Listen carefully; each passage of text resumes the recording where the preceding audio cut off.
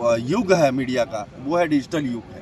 तो यदि उसे सरकारी लाभ मिल रहा है तो ये कौन लोग हैं जो बोलते हैं कि उसे मीडिया युग? ठीक है।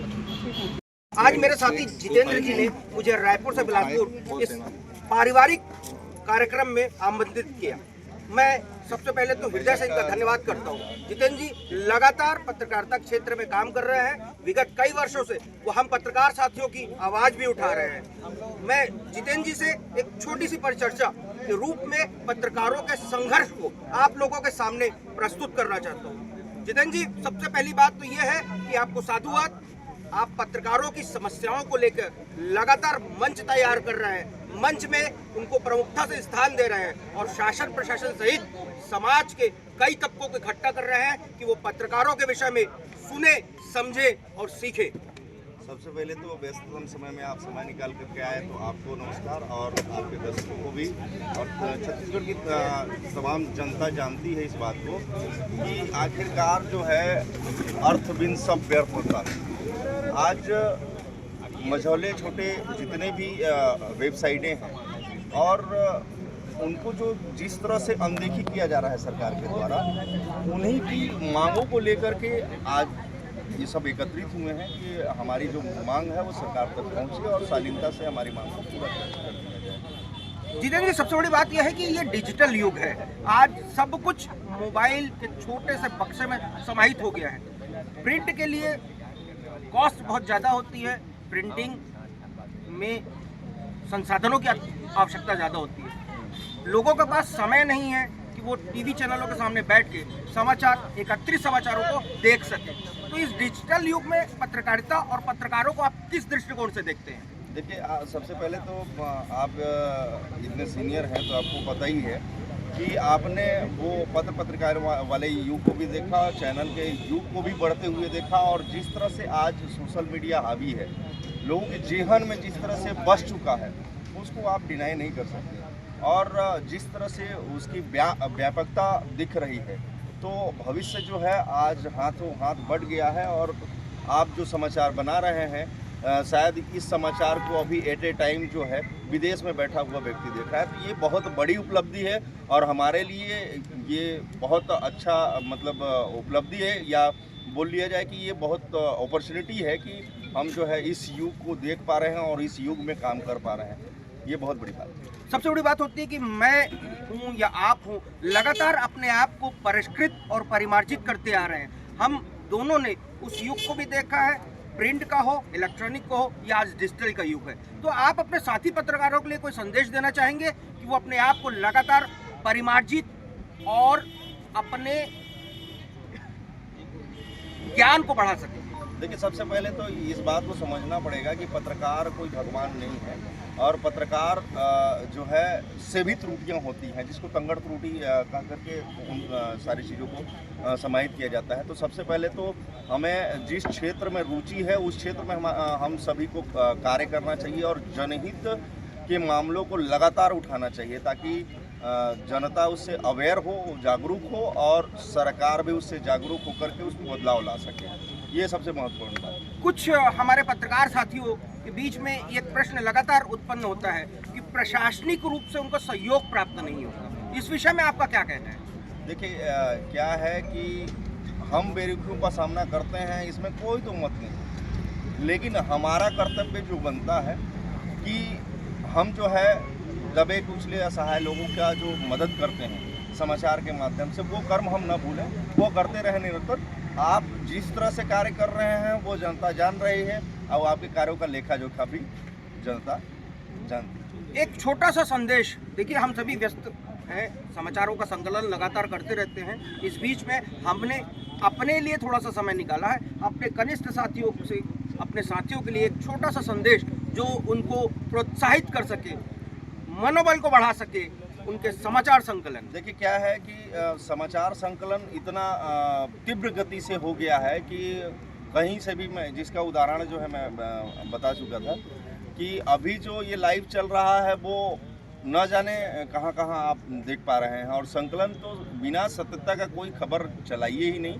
सत्यता हो तभी उसे दिखाने में, परोसने में आपको भी सही रहेगा और आप सुरक्षित भी रहेंगे। चलिए, मैं पंकज विश्वकर्मा, साथी पत्रकार जितेंद्र जी के साथ बिलासपुर से आप सभी दर्शकों का अभिवादन करता हूं और एक निवेदन करता हूं, पत्रकार समाचार संकलन करता है, उसका सहयोग करे, ना कि उसका अपमान करे। पत्रकारिता का प्रमाणित ट्रैक रिकॉर्ड, ऐसा भी नहीं कि वो 5-10 वर्षों से वरिष्ठ है, लेकिन उनका पत्रकारों, मीडिया पेशेवरों और संपादकों के अधिकारों की रक्षा करना। तीसरा है निष्पक्ष, पारदर्शी और नैतिक पत्रकारिता को बढ़ावा देना। पत्रकारों के खिलाफ अन्याय, उत्पीड़न और खतरों से विधिक कार्रवाई है तो सहायता प्रदान करना। अगला है मीडिया कर्मियों को कानूनी और सामाजिक सहायता प्रदान करना। मीडिया से जुड़े मामलों में पारदर्शिता और जवाबदेही सुनिश्चित करने के लिए जांच समिति। इसमें जो है सहायक उद्देश्य जो है वो इस प्रकार है, नए पत्रकारों और संपादकों को प्रशिक्षित करना। हमारे परिवार की ओर से जो नए पत्रकार होंगे, जो नए संपादक हैं, उनको जो है सहयोग दिया जाएगा, बताया जाएगा कि भाई ऐसे करना है, ऐसे करना है, उनको प्रशिक्षित किया जाएगा। डिजिटल पत्रकारिता और नवाचार को सुना देता हूं, और इसमें यदि कोई त्रुटि यदि हो, इसमें कुछ आपको लगता है कि इसमें कुछ सुधार करने की आवश्यकता है, कुछ जोड़ने की आवश्यकता है या कुछ हटाने की आवश्यकता है, तो आप निसंकोच आप अपनी राय को दे सकते हैं। इसमें कोई संकोच करने की बात नहीं है। यहाँ ऐसा नहीं कि भाई आए हैं, जितेंद्र भैया हैं, दुलाल भैया हैं, कैसे बोलेंगे, ये सोचना नहीं है। हम चाहते हैं कि आप बोलिए।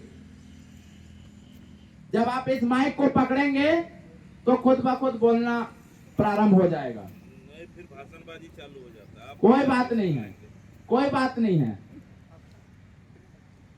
भाषण ही तो कर दे, और क्या चाहिए, कुछ तो करे। ए से लेके जेड तक कुछ तो करे, कुछ तो बोलेगा वो इंसान, मंच में तो आएगा, अगले बार बोलेगा, 4 बार के बाद बोलेगा, आखिर एक दिन सक्सेस करेगा। आप 6 महीने तो आप 3-4 बार मेरे को बोले, नमाज बाबू मैं आऊंगा, रोटी खाने आऊंगा, अरे पानी पीने आऊंगा, लेकिन देखिए एक बार आ गए ना, 10 बजे से आया हूं, अभी तक पानी नहीं। कोई बात नहीं है। तो मैं आगे बढ़ता हूं। इस परिवार का नाम जो है मीडिया सम्मान परिवार रखा गया है, और इस परिवार का जो प्रधान कार्यालय है ये है हमारा A5/6 progressive point, Lalpur, Raipur, Chhattisgarh. जो वहां के जो ऑनर है हमारे सौरभ भैया, उनकी सहमति से ये पता को जो है मीडिया सम्मान परिवार को आगे का जो फ्यूचर प्लानिंग है वो क्या है, इसके नियम क्या हैं, अधिकार क्या हैं, और इस परिवार में जब कोई संस्थापक है ही नहीं, कोई प्रेसिडेंट चालू किया, तो मेरा कोई भी ऐसा उद्देश्य नहीं था कि मैं पत्रकारिता करूंगा। रियलिटी जो फैक्ट है, मुझे आप लोगों के बीच में झूठ नहीं बोलना। मेरा उद्देश्य क्या था, मेरा स्वयं का एनजीओ चलता है, स्वयं का कंपनी चलता है, मैं स्वयं का न्यूज को एक न्यूज के रूप में मैं पब्लिश कर पाऊं, और 2-4 इधर से उधर से आया तो कर पाऊं। लेकिन जैसे ही मीडिया सम्मान परिवार की एंट्री होती है, मैं जैसे ही इस परिवार के बीच का एक सदस्य बनता हूं, पत्रकारिता के जगत का जो पावर है उस चीज को मैंने महसूस किया। वो कैसे, मैं लिखना चालू किया, न्यूज को बनाना चालू किया।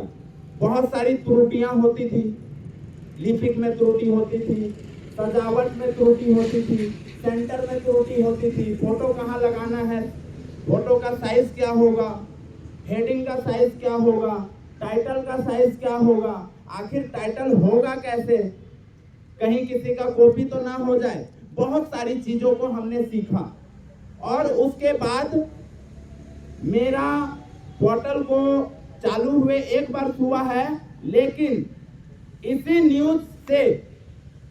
न्यूज से मैंने अपने एक पत्रकार साथी का जान बचाया है।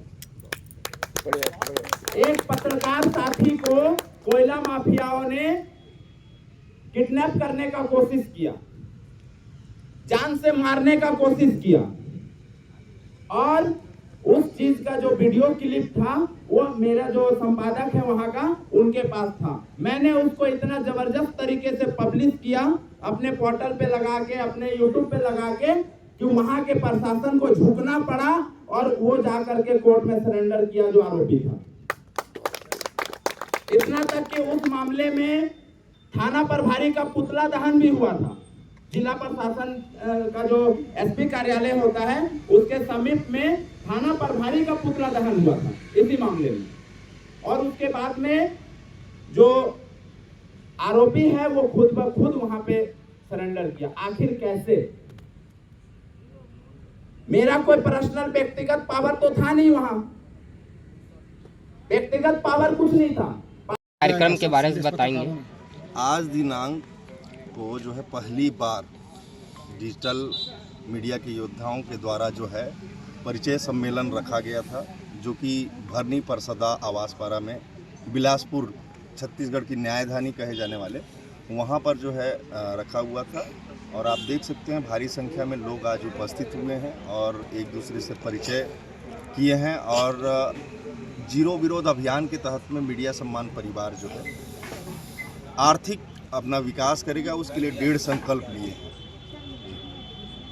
कितना फायदा पहुंचेगा पत्रकारों को इससे? देखिए, ये तो आने वाला वक्त बताएगा कि सरकार जो है हमारी मांग को पूरा करती है या नहीं।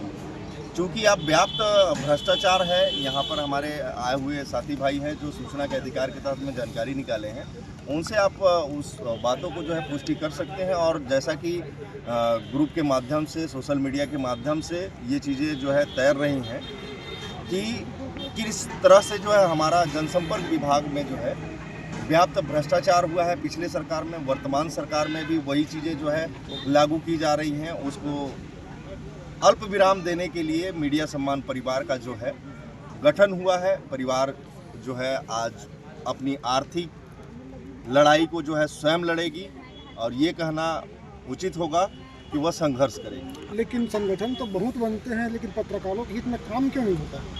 ये संगठन नहीं है भाई साहब, ये परिवार। संगठन की बात नहीं कर रहा, परिवार की बात नहीं कर रहा हूँ, क्योंकि कई पत्रकार ऐसे हैं जो आज भी परिवार 10 साल से झेल रहे हैं, तो उस पर कोई कार्रवाई नहीं हुई। देखिए, क्या है कि उचित माध्यम से आप सही चीज़ों को सरकार तक पहुंचाने का अगर मन में ठानेंगे तो वो बातें सरकार सुनती भी है और समझती भी है और उस पर अमल भी करती है। अगला कदम क्या होगा? किस तरीके से पत्रकारों के हित में आप लोग लड़ाई लड़ेंगे? जैसा कि मैं पहले भी बता चुका हूं कि ये जीरो विरोध अभियान के तहत में है। यहाँ पर अधिकारी अगर गलती करता है तो उसे फूल भेजा जाता है, गुलदस्ता भेजा जाता है। उसी तर्ज में यदि हमारे परिवार की मांगें पूरी हो जाती हैं तो फिर कोई बात नहीं, हम तो फूलों का हार देंगे। यदि मांगें नहीं पूरी होती हैं तो हमारा जो एजेंडा रहा है, गुलाब का फूल जो है या तो ब्लॉक स्तर से लेकर के पूरे प्रदेश स्तर तक जो है उनको भेजा जाएगा संबंधित। कई अधिकारी वेब पोर्टल वालों को पत्रकार नहीं मानते, उनका पीआरओ लेटर नहीं लेते, क्या बोलेंगे? देखिए, वो जैसे बोलते हैं कि वेब पोर्टल के पत्रकारों को पत्रकार नहीं मानते, वैसे आपको चरण समझना पड़ेगा। पहले चरण में जो है वॉइस पत्रकारिता चालू हुई थी, उसके बाद में पत्रिकाएं वाली पत्रकारिता चालू हुई थी, उसके बाद चैनल आए। आज डिजिटल के युग में